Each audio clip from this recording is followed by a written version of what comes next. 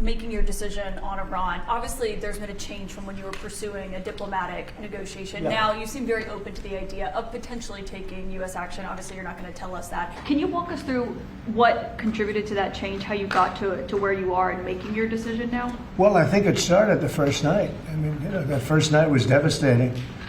And it really knocked the one side off, as you know. It was a devastating evening, day. And it pretty much proceeded that way. I have a meeting in the war room in a little while, situation room, as some people call it. So we're going to meet. We're going to see. We're in the midst of it's a terrible thing. I hate to see it. I hate to see all that death, so much death and destruction. But death primarily is what I hate to see. Does that mean you haven't made a decision yet on what to do? I have ideas as to what to do, but I haven't made a final. I like to make the final decision 1 second before it's due, because things change. I mean, especially with war, things change with war. It can go from one extreme to the other. War is very bad. There was no reason for this to be a war. There was no reason for Russia, Ukraine. A lot of wars there was no reason for.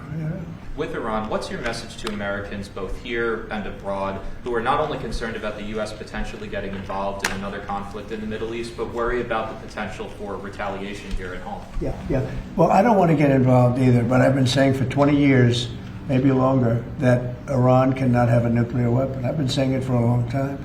And I think they were a few weeks away from having one. And they had to sign a document. I think they wish they signed it now. It was a fair deal. And now it's a harder thing to sign, It's a lot of water over the dam. But, it's I say it very simply. Iran can't have a nuclear weapon. Too much devastation.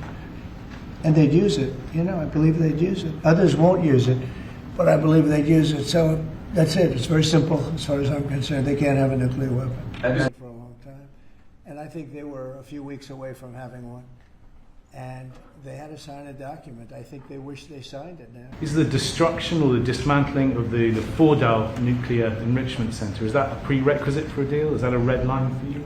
No, it's just something that people talk about having. We're the only ones that have the capability to do it, but that doesn't mean I'm going to do it at all.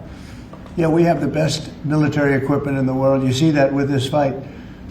We have planes that are undetectable, flying around like, nobody's able to see them stealth. You guys want to be stealthy tonight. You can be stealth, you'll never lose, right?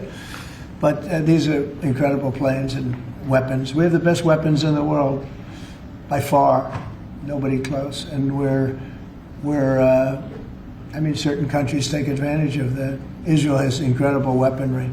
So we'll see what happens. I've been asked about it by everybody, but I haven't made a decision. A good agreement for them. And maybe that could still happen, I guess. They do want to come and see us. They want to see me in the White House. That's a big statement.